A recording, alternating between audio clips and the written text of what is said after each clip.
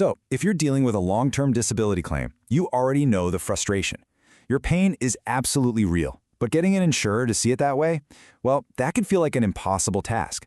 In this explainer, we're going to break down how to turn your symptoms into the kind of hard evidence they just can't ignore, using a tool you might already have, a pain diary. And this quote really gets to the heart of the matter.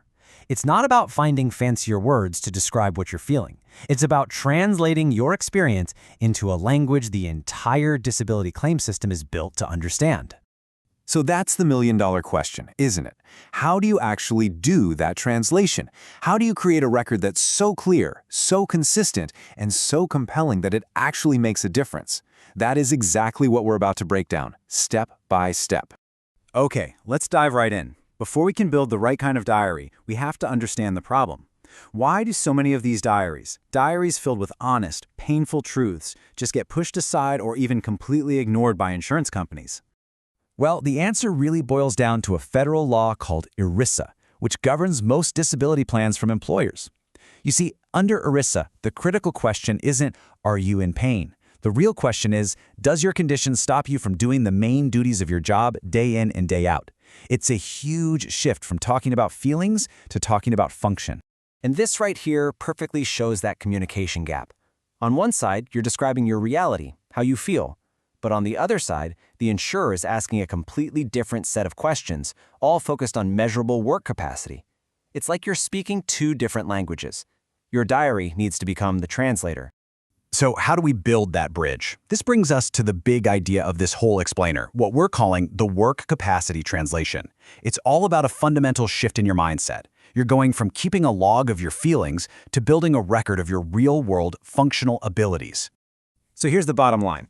Your diary needs to evolve. It has to stop being just a place to write down how bad you feel and start becoming a powerful translator that shows in black and white how your condition actually impacts your ability to do a job. All right, that all sounds good in theory, right? But how do you actually build this translator? Let's get practical and talk about the day-to-day format that turns your simple observations into rock-solid evidence.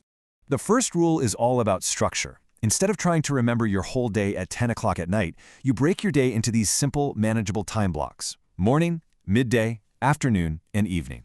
This one simple habit creates a consistent, repeatable record that's so much more credible than a vague end-of-day summary. And for each of those time blocks, you're going to capture some very specific data points. So instead of just writing "felt bad," you'll note the symptom, what triggered it, and this is the most important part, the functional impact. What did it physically stop or slow you from doing?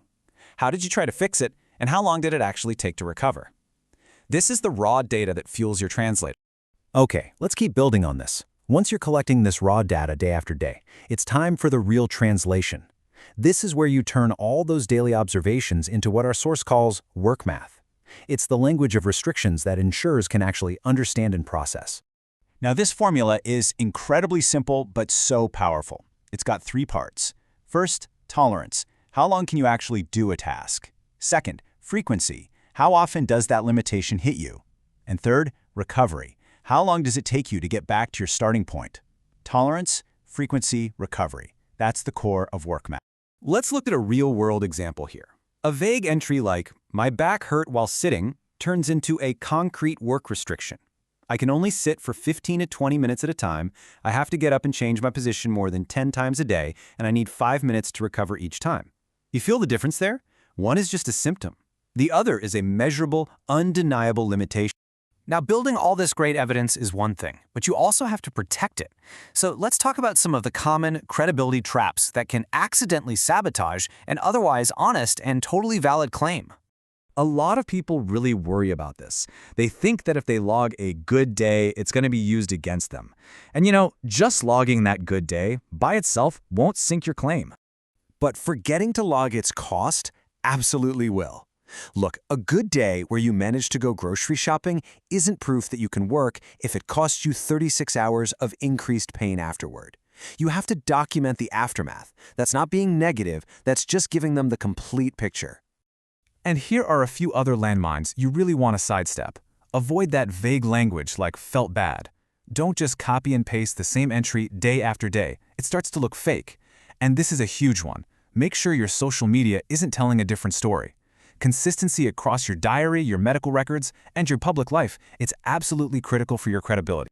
So you've done all this hard work. You've tracked everything consistently, you've translated your symptoms into that powerful work math, and you've avoided the credibility traps. So what's the big payoff? Well, it all comes together into one incredibly powerful, actionable tool. You see how it all connects? It starts with your daily time block diary, where you're capturing all that raw data about your experience. Then, that data gets translated using that simple work math formula we talked about: tolerance, frequency, and recovery time. And the whole point, the end goal of this entire process, is to create what our source calls a restriction snapshot, a super concise summary that your doctor can then use to validate your limitations. So what is this thing exactly? The restriction snapshot is just a one-page summary of your main functional limits written in that clear, powerful language of work math. And here's why it's a game changer. It's a tool you can take directly to your doctor to help them document your restrictions accurately in your official medical records. It bridges that gap between your diary and your actual claim file. And that really brings us to our final thought. After everything we've talked about, just take a second to think about your own documentation. Is your diary simply a record of your pain, or is it becoming proof of your limits? Because honestly, the difference between those two things can be everything.